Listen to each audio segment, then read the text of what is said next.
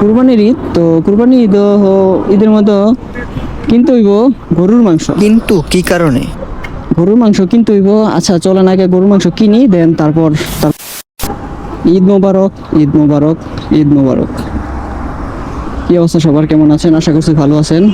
ভিডিওটা যখন দেখতেছেন হয়তোবা এটা হচ্ছে ঈদের দিন, তো ভিডিওটা যখন করতেছি এটা হইতেছে ঈদের আগের দিন বিকাল। আচ্ছা সময়টা বলার আগে একটু ওয়েট করেন, শুধু একটু, জাস্ট একটু। তো এমন একটা পরিস্থিতির মধ্যে পড়ছি না, মানে কাজের এত পরিমাণের চাপ, এই চাপের কারণে মনে করেন চাইছিলাম যে একদিনে ভিডিওটা এডিটিং করে শেষ করবো, কিন্তু কোনোভাবেই করতে পারি নাই। খুবই দুঃখজনক আসলে। ঈদের দিন চাইছিলাম এই ভিডিওটা আপলোড দিব, কিন্তু কোনোভাবেই দিতে পারলাম না। তো তার জন্য ঈদের পরের দিন প্ল্যান করে রাখছিলাম, ঈদের দিনের মানে ওইরকম করে কথাগুলো বলছিলাম, যেহেতু কথার সাথে মিলে নাই তার জন্য আবার এইভাবে ফুটেজ নিয়ে বলে যাইতেছে আর কি। তো চলেন মূল ভিডিওতে যাই, দেন তারপর আসলে কি বিষয়ে আসলে নিয়ে কথা বললাম, দেন তারপর হইতেছে মানে ডেইলি লাইফ ব্লগের মধ্যে আমার যতটুকু দৈনন্দিন কাজের মধ্যে যতটুকু কিছু পড়ে ততটুকু আপনাদের সাথে শেয়ার করার চেষ্টা করি। তো ভুল ত্রুটি হলে অবশ্যই ক্ষমার দৃষ্টিতে দেখবেন। চলেন একবার মূল ভিডিওতে যাই। সময় হচ্ছে 5টা 1, মোটরসাইকেলের ঘড়িতে আমার, আর ফোনের ঘড়িতে কত, 4টা 59, তার মানে 2 মিনিট ডিস্টেন্স আছে। জায়গা ওটা কোনো সমস্যা না, ওটা কোনো ফ্যাক্ট না। ইদানিং একটু প্রবলেম হইতেছে। তো একবার বেরোইছিলাম, বৃষ্টি ছিল, ছাতা নিয়ে বেরোইছিলাম, দেন তারপর হইতেছে বাজার আসলাম, কিছু কেনাকাটা করে দেন বাসায় রেখে পরে ভাবলাম যে না একটা ব্লগ করি। দেন ঈদের আগের দিনের কি অবস্থা, কিভাবে কাটতেছে দিন। তো গাড়ি ঘোড়ার চাপ মোটামুটি কমছে অনেকটাই, যেহেতু মোটামুটি 70-80% মানুষ চলে গেছে, আরও এখনও যাইতেছে। এটা হইতেছে ঢাকা যাওয়ার রাস্তা, আর ওইটা হইতেছে ময়মনসিংহের দিকে যাওয়ার রাস্তা। তো চলেন রাইড করা যাক। তো ঈদের মধ্যে দিন কেমন কাটতেছে তো একটু শেয়ার করি আপনাদের সাথে। বিসমিল্লাহির রহমানির রহিম। মূলত বেরোইছি একটা কাজেই বেরোইছি, পরে ভাবলাম যে একটা ব্লগও করি, দেন আপনাদের সাথে একটু কমিউনিকেশন রাখি আর কি। যাই হোক চলেন আগাই। এখন এই দিকের যেই গাড়িগুলো যাইতেছে বেশিরভাগই খালি, একেবারে বেশিরভাগই খালি, কারণ এদিকে যাইতেছে যাত্রী আনার জন্য। আবার অনেকে যার যার গন্তব্যস্থানে গিয়ে হইতেছে গাড়ি পার্কিং করে রেখে দিব, পরে আর বেরোইব না, কারণ আগামীকাল হচ্ছে ঈদ, কুরবানির ঈদ। সবাই একদিনের জন্য, না আসলে এটা বলাটা ঠিক না, জায়গা বলবো না। আসলে সময় না, সময়টা ঠিক মতন বের করতে পারতাছি না। মানে একটু ব্লগিং করবো, দেন আরও টুকটাক একটু মানে অনেক এক্সপিরিয়েন্স নেওয়ার চিন্তা ভাবনা করতেছি, কোনো কিছু করতে পারতেছি না। গতকালকে বেরোতে চাইছিলাম, মানে বেরোছিলাম, বাট একটা চিন্তা ভাবনা ছিল যে একটা ব্লগ করার, তো করতে পারি নাই। বৃষ্টি ছিল, বৃষ্টির মধ্যে ভিজা ভিজাই মোটরসাইকেল চালাইয়া দেন একটা কাজে গেছিলাম, দেন ওই জায়গা থেকে বরাবর আইসা করছি। আজকেও মানে চিন্তা ভাবনা ছিল না, দুপুরের টাইমে বৃষ্টি ছিল, বৃষ্টির পর এখন আবার একটু রোদ উঠছে, তারপরে আবার বেরোইলাম আর কি। যাই হোক এখন বলেন আপনারা কেমন আছেন, কি অবস্থায় আছেন? তো কুরবানি ঈদ আসলে একটু অন্যরকম ভাবেই যায়। যারা কুরবানি দেয় তাদের একটা মনে করেন এক ধরনের একটু খুশিতে। আসলে ঈদ মানে সবার, ঈদ মানে আনন্দ, ঈদ মানে খুশি। একটা কাজে যাইতেছি, ওইটা হইতেছে আজান তো আরো অনেক আগেই দিছি, তো ওইদিকে মনে হয় একটু পরেই দিতেছে। আচ্ছা যাই হোক চলেন। তো ইদানিং এই বৃষ্টি হওয়ার পর না রাস্তাঘাট এত পরিমাণের ভাঙাচুরো হয়েছে, আমাদের মাস্টার বাড়ি যে মানে ডিভাইডারের উপর দিয়ে যে আমরা রাস্তা পার হই, মানে হাঁটার জন্য মোটরসাইকেল পার করে হয়, দেন কারণ ওইদিকে এছাড়া তো ইউটার্ন নাই, আর মাঝে মাঝে অটো পার করা হয়, মানে পার হয় আর কি। তো দুই পাশেই এত বড় বড় একটা গর্ত হয়েছে, মানে কি বলবো আসলে। এই যে ঈদের লোকজন যাইতেছে বাসায়, যার যার পরিবারের কাছে যাইতেছে, সবাইকে আল্লাহ তাআলা সুস্থভাবে সুন্দরভাবে মানে বাড়িতে পৌঁছায় দেখ, এটাই দোয়া করি, আমিন। অনেকদিন পর আসলে এই দিকের একটা ভিউ নিলাম, আপনাদেরকে দেখাইলাম, পুরাই ওয়াও টাইপের ভিউ। সামনে জ্যাম, প্রত্যেকটা স্টানে জ্যাম, প্রত্যেকটাই সেই জ্যাম।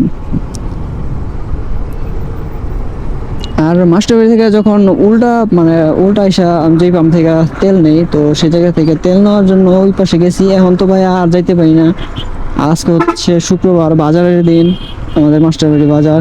তো দুই পাশ দিয়ে আবার অটো যাইতেছে, মানে উল্টা যাওয়া হইতেছে।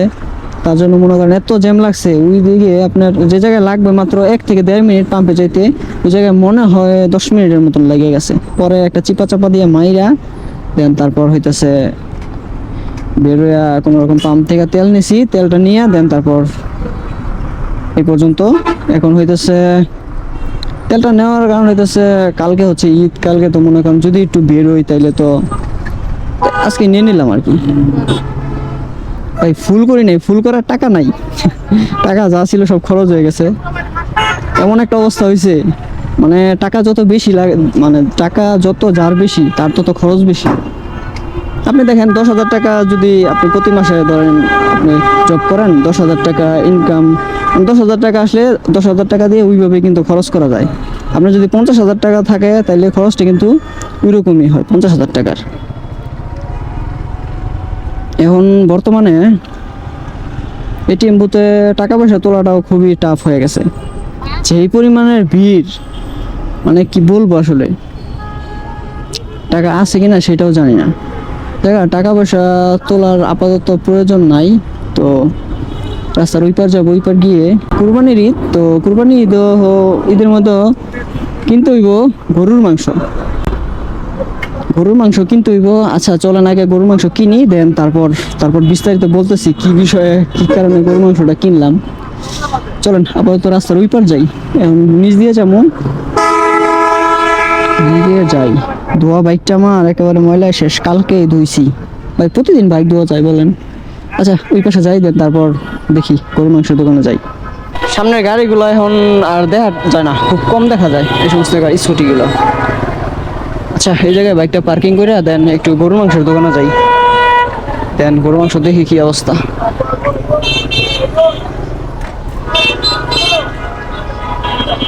এই বাইকগুলোর বর্তমানে বিলুপ্তর পথে আর কি। যারা শৌখিন তারা ওইভাবে চালায়, যারা এটা অনেক আগে থেকে রাখছে। তো একটা অটো আইসা কি করছে দেখেন, সামনের অবস্থাটা একেবারে কাদায় ভরে গেছে, শরীরে ভরে গেছে কাদায়। এখন কি করবো, ওই পাশে যাবো, যাই দেখি কি অবস্থা। গরুর মাংস টাংস কিনা যদি দাম তো বাইরে ভাই, কুরবানি ঈদের গরুর মাংসের দামও 800 টাকা কেজি জিজ্ঞেস করছিলাম, এমনি বিক্রি করে 700 750 কুরবানি ঈদ দেয়া, মানে দাম একটু বাড়ছে।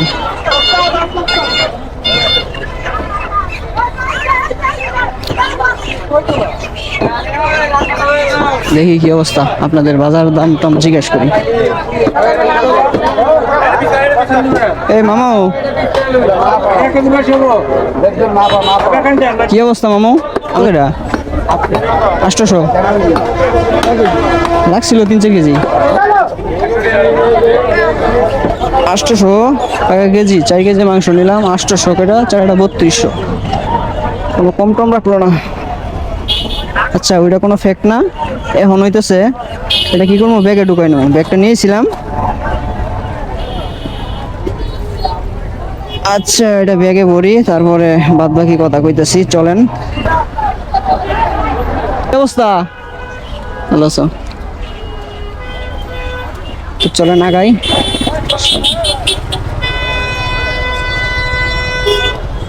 যাইবো গেছেই তো, যান আগে যান।